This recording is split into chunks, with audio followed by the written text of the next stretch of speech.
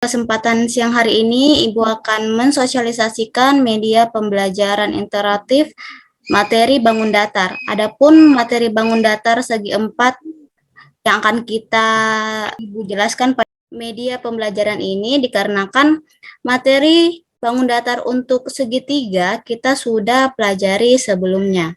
Jadi, untuk sekarang Ibu akan menjelaskan, memaparkan media pembelajaran interaktif terkait materi bangun datar segi 4 yang akan kita pelajari sesuai dengan RPS minggu ini. Oke. Baik teman-teman, Ibu langsung share screen ya. Kelihatan yang apa Ibu buka? Kelihatan Ibu. Kelihatan Ibu. Terima kasih teman-teman yang sudah hadir hari ini dan sudah mengisi link. Di sini Ibu akan mensosialisasikan media pembelajaran yang telah Ibu buat terkait materi bangun datar yang akan kita pelajari. Adapun media pembelajaran yang Ibu gunakan di sini menggunakan pendekatan kontekstual. Pendekatan kontekstual di sini maksudnya yaitu melibatkan siswa secara penuh untuk menemukan materi yang dipelajari dan menghubungkan dengan situasi kehidupan nyata. Jadi, media ini membuat kita berpikir kembali bahwa pengetahuan yang telah dahulu kita pelajari tentu akan berguna dengan materi kita hari ini. Makanya, Ibu menggunakan pendekatan kontekstual. Adapun 7 komponen pembelajaran menggunakan contextual teaching and learning ini yang pertama konstruktivisme yang akan Ibu jelaskan nanti di media pembelajaran yang Ibu paparkan sebentar. Nah, konstruktivisme itu kita membangun pengetahuan siswa secara bertahap. Yang kedua ada inquiry, menemukan sendiri. Jadi dengan media ataupun pendekatan kontekstual ini, siswa bisa menemukan sendiri pengetahuan-pengetahuan sebelumnya. Kemudian ada question atau bertanya, kegiatan yang dilakukan dengan mendorong, membimbing, dan menilai kemampuan siswa. Kemudian yang keempat ada namanya learning komunikatif atau biasa kita dengar belajar kelompok. Di sini tidak ada siswa ataupun mahasiswa yang lebih dominan atau unggul di kelas karena kan setiap siswa atau mahasiswa memiliki pemahaman atau informasi yang berbeda-beda. Jadi dengan pendekatan ini kita menaungi, mengakomodasi semua kemampuan siswa entah yang unggul, lamban maupun yang sedang. Kelima itu ada modeling. Modeling sini menampilkan bahan pembelajaran. Yang keenam ada refleksi sebagai respon terhadap aktivitas yang telah dipelajari. Yang ketujuh ada authentic assessment, memastikan bahwa siswa itu sudah belajar dengan benar sesuai dengan konsep yang diterapkan. Ibu langsung saja menjelaskan terkait media pembelajaran yang telah Ibu buat. Selamat pagi teman-teman, tetap semangat ya. Kita akan mempelajari materi bangun datar. Ada berapa banyak jenis bangun datar? Ya, yang pertama, segitiga. Kedua, segi 4. Ketiga, segi banyak. Terakhir, lingkar. Hari ini kita akan mempelajari materi bangun datar segi 4. Tetap semangat ya. Setelah kita mempelajari bangun datar segi 4, kita akan mengetahui apa saja jenis-jenis bangun datar segi 4 dan tentu sifat-sifatnya. Teman-teman, perhatikan ilustrasi berikut ya. Rudi dan ayahnya ke pasar untuk membeli kue. Di perjalanan, mereka mengamati atap sebuah rumah berbentuk segi 4 dan ingin terkait pada bagian ini. Di sini ada komponen pertama dari pembelajaran contextual teaching and learning. Nah, di sini itu ada namanya konstruktivisme. Artinya, teman-teman di sini harus menyiapkan sebuah masalah yang membuat membrainstorming mahasiswa atau peserta didik nantinya agar informasi-informasi yang ia dapatkan berguna untuk memecahkan masalah tersebut, ya. Komponen pertama konstruktivisme. Seperti bentuk atap rumah itu. Maukah kamu membantu Rudi dan ayahnya membeli kue seperti bentuk atap rumah itu? Mari kita ingat bentuk atap rumah itu. Yang kedua, komponen dari pembelajaran kontekstual teaching and learning yaitu learning komunikatif atau biasa kita pahami dengan kelompok belajar. Yang pertama, sisi-sisi atap rumah berhadapan sama panjang dan sejajar. Pada tahap ini, mahasiswa atau teman-teman atau peserta didik nantinya akan menemukan dengan media pembelajaran ini mereka menemukan sendiri apa sifat-sifat dari segi empat yang akan kita pelajari. Menemukan di sini maksudnya dia mengkaji lagi apa sih bangun datar ini, bagaimana bentuknya, bagaimana sifatnya, apa yang mereka lihat, apa informasi yang mereka dapatkan.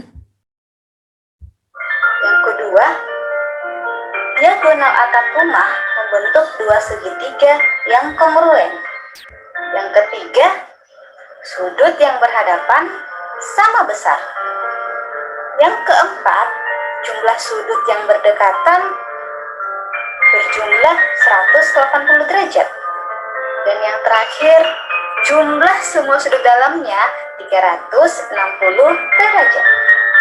Oke.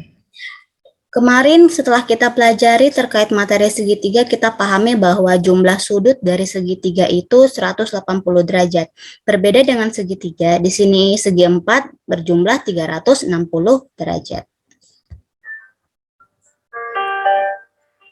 Kue apa ya yang harus dibeli Rudi dan ayahnya? Onde-onde, puding, atau getuk? Dari masalah yang telah dipaparkan atau dari konstruktivisme, di sini ada proses pertanyaan. Ketika peserta didik telah memahami apa maksud dari masalah yang dipaparkan, dia akan paham kue apa yang bangun datarnya seperti atap rumah misalnya. Nah, di sini kan dia belum tahu apa namanya, tapi dia udah memiliki gambaran bahwa atap rumah itu seperti ini. Menurut teman-teman, dari gambar ketiga ini, mana bangun datar yang berbentuk seperti atap rumah? Tengah, Ibu. Apa namanya? Kue. Kue apa namanya? Kue apa itu? Kue bulat. Tawar, Bu. Itu roti tawar. Kue getuk Kue apa? namanya. Kue getuk. Oh, getuk, Bu. Oke, terima kasih teman-teman atas responnya. Kemudian kita dengarkan kembali. Ingatkah kamu apa nama bangun datar segi 4 dari bentuk kue yang dibeli Rudi dan ayahnya? Ya, jejer genjang. Jejer genjang adalah bangun datar segi 4 yang kedua sisi berpasangan saling sejajar. Oke. Terima kasih teman-teman, itu terkait materi pertama jajar genjang. Jadi bangun datar segi 4 yang pertama itu ada namanya jajar genjang. Kita dengarkan kembali media yang kedua terkait masih sama materi segi 4. Kita lanjut ya ke materi kedua. Selamat pagi teman-teman. Hari ini kita akan belajar bangun datar segi 4. Mari kita dengarkan ilustrasi berikut. Tony, Rudi, dan Rina bermain layang-layang. Namun, hanya Rudi yang memiliki layang-layang. Masih sama, pada tahap ini Ibu menampilkan sebuah masalah konstruktivisme. Masalah di sini ada dari 3 anak, hanya terdapat 1 anak yang memiliki layang-layang. Jadi, satu anak tersebut meminta bantuan teman-teman. Gimana caranya sih membuat layang-layang itu? Sepulangnya Tony bermain, ia meminta bantuan ayahnya untuk membuat layang-layang seperti Rudi. Bantulah Tony dan ayahnya untuk membuat layang-layang itu. Sebelum kita membantu Tony dan ayahnya membuat layang-layang, mari kita identifikasi layang-layang terlebih dahulu. Yang pertama, sepasang sisinya sama panjang, yaitu AB sama dengan AD, kemudian BC sama dengan CD. Oke teman-teman, pada tahap ini Ibu memberikan gambaran sebagai teman-teman nanti menemukan apa saja sifat-sifat pada layang-layang yang akan dibuat oleh Tony. Sudut sama besar, yaitu sudut B sama dengan sudut D. Yang ketiga, salah satu diagonalnya merupakan sumbu simetri. Segitiga ABC dapat berhimpit dengan segitiga ACD. Dapat dikatakan bahwa AC adalah sumbu simetrik. Yang keempat, salah satu diagonalnya membagi dua sama panjang diagonal lain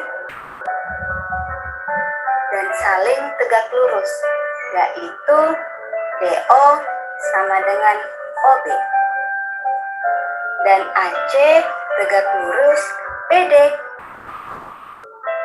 Setelah kita mengetahui sifat layang-layang, apa saja yang harus Tony persiapkan? Ya, mari kita bantu Tony membuat layang-layang. Terima kasih ya teman-teman. Sekarang Tony dan ayahnya sudah bisa bermain layang-layang. Layang-layang merupakan nama bangun datar segi empat. Apa saja benda di sekitar kita yang berbentuk seperti layang-layang ya? Layang-layang adalah segi empat yang salah satu diagonalnya memotong tegak lurus sumbu diagonalnya. Oke, terima kasih teman-teman atas perhatiannya. Nah, dari dua materi itu Ibu jelaskan terdapat komponen-komponen dari pendekatan kontekstual teaching and learning itu. Jadi teman-teman, materi yang kita berikan kepada peserta didik nantinya mereka akan tautkan dengan pemahaman atau informasi yang telah mereka dapatkan. Misalnya, materi pertama terkait dengan jajar genjang. Itu siswa kita atau peserta didik kita nanti kan paham bahwa ada bangun datar jajar genjang mirip seperti kue ini. Jadi setidaknya mereka punya ingatan kembali dari informasi-informasi tersebut. Jadi teman-teman usahakan matematika itu membuat media sesuai dengan kehidupan nyata. Seperti yang kedua tentang bangun datar layang-layang. Di situ juga peserta didik nantinya akan mengaitkan informasi dengan cara membuat layang-layang, dengan cara membantu Tony dan ayahnya untuk membuat layang-layang. Ya.